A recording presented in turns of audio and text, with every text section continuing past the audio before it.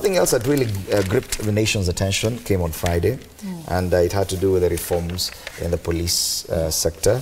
I've seen a mention of it on the Standard, and probably that is one of the other things that could be very interesting. Chiefs' camps become police posts in new reforms. All 1,520 wards in the country will have police stations run by Officer Commanding Station, that's an OCS.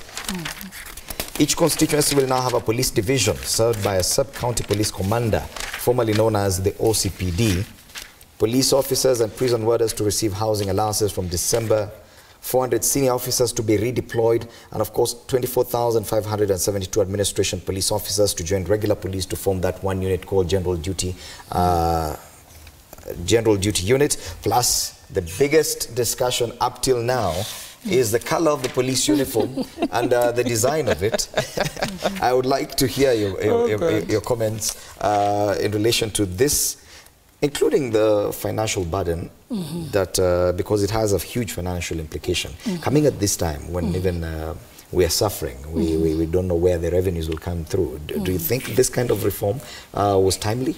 Okay, first of all, I would like to focus on the one big reform that I think is really important for our police officers, is the getting the housing allowance and getting them to move out of living in the camps, which is great because, I mean, we know that police officers were sharing one room, 3 police officers with their wives, their kids. It's dehumanizing. So I think the biggest reform that we should be applauding as Kenyans is the fact that the police officers now don't have to live in the camp. They can go and rent a house anywhere they want. It's also good for security because let the police officers live with us. You know, that way it's even good for our security. Because that way they get more intelligence, they are able to understand what happens in the local society. So you'll find police officers now will be living in Kibera, they'll be living in Umoja, they'll be living in Dandora, they'll be living among us. And I think that's a very... Don't you see a risk there? We've had stories of police firearms being used in criminal activity, even while they were in camps. Now that they will be integrated in the community, don't you think that that could be another risk? I think there are quite clear rules about firearm handling.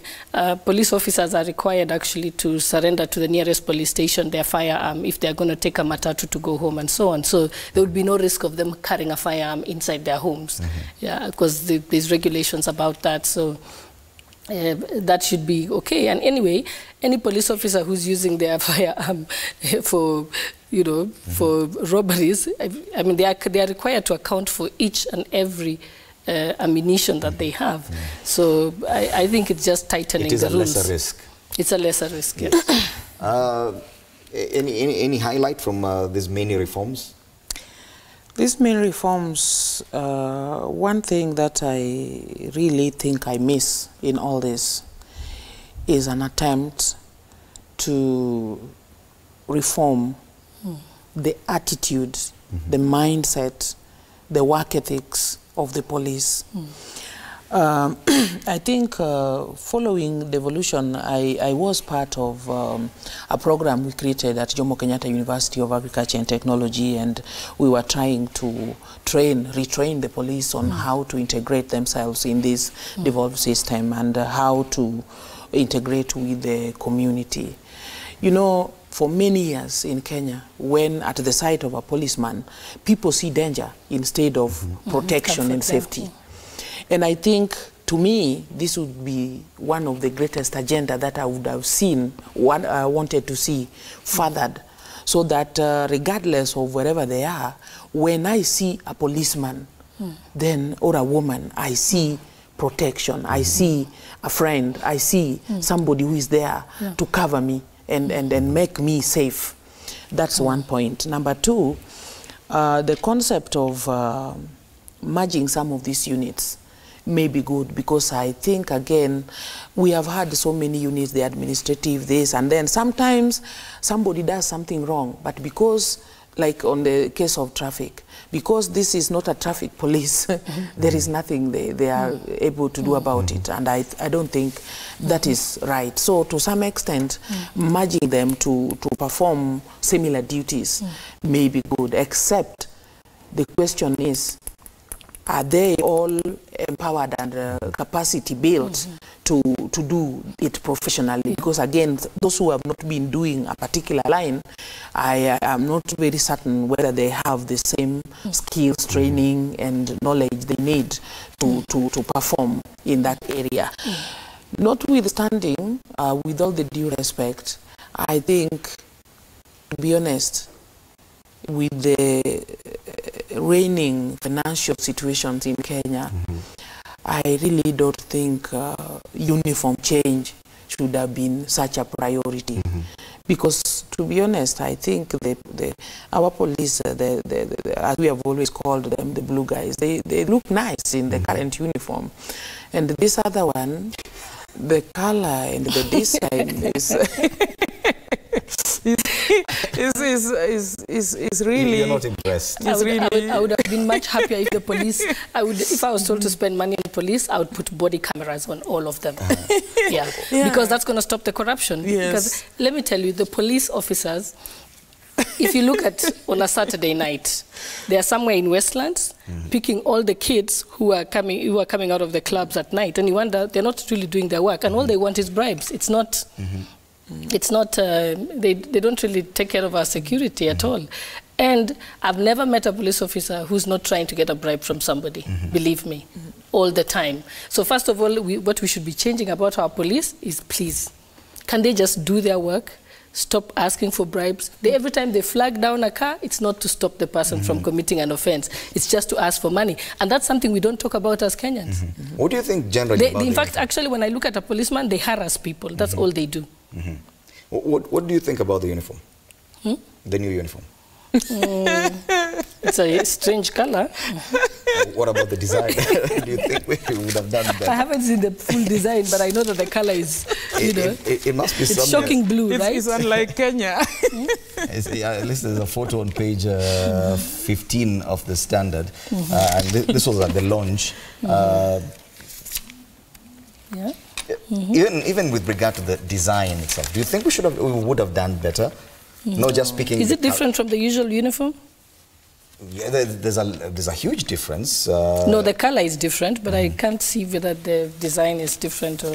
Yes, because this has a jacket. It looks like a counter suit. It has a jacket and some nice pants, yes. There's another shirt inside, which is the same color from top to bottom. We're used to a white shirt and navy blue trousers. Do you think that this...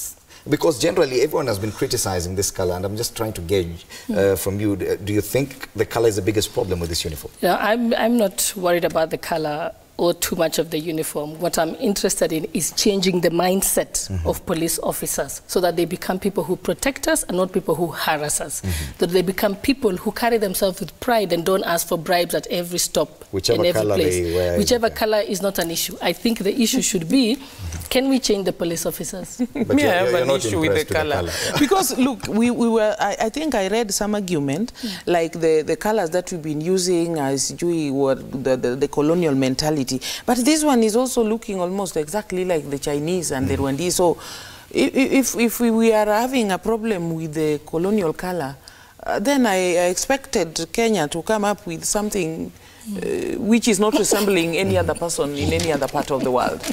I think I'm saying this with a lot of constraint. Do you think there should have been consultation in as far as... Maybe there was. I mean, we wouldn't know if there was consultation. You're talking from the point of the National Assembly. Was there any mention that there would be a change? No, but that is actually within the power of the police, commission. The commission to decide, but they might have consulted within themselves. They might have. And they must have consulted the designer somewhere. A part of them are saying they were never consulted, so you know, we don't have the facts right.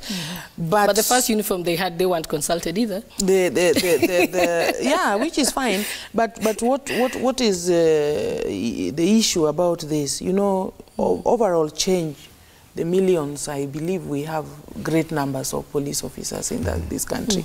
And I wonder whether this is the right time to spend whatever amount of money that is supposed to be spent on these uniforms. We're talking about 65,000 police police officers. So yes, because it has something to do with the headgear, the trousers and the shoes and everything else.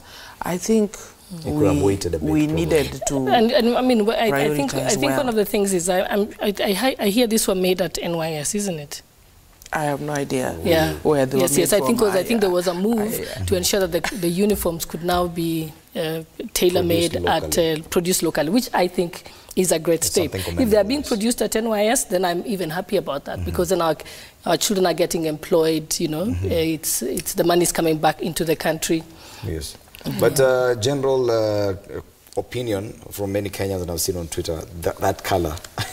They concur with you that the we'll color get used to it soon enough. The color would have been better. Well, I think it looks so abrupt. Yes, it does. Well, I've seen... but for their housing, I think that was the police have been living in such a pathetic situation. And any move towards better housing for the police, I think, is welcome. The only thing that I think she has mentioned, which somebody really needed to think about, is that how do we help them be part of the society and we don't increase the rate of criminal activities associated with them like in the past. That is very important. But they are living together with people, I think, should also help them to understand more the daily sufferings and joys of the community and be part and parcel and use this intelligence now to do their work in a better way. You know, one thing that sometimes separates, like differentiates us people who are in the National Assembly from the ministers in the office, we have more interaction with the people on the ground. And so when we are talking about issues affecting them, it is so real. But you see, if you are always in the office and then you wait for the reports to come, your own private lift, you don't feel, you don't get the magnitude of how these people are being affected with whatever it is that is affecting them. So I think these reforms, I pray that our CS would lay a heavier emphasis on the changing of the mindset, the changing of the attitude, the changing of the professionalism and the ethical conduct of the police as they interact on a daily basis with the community. To me, that would be well, that's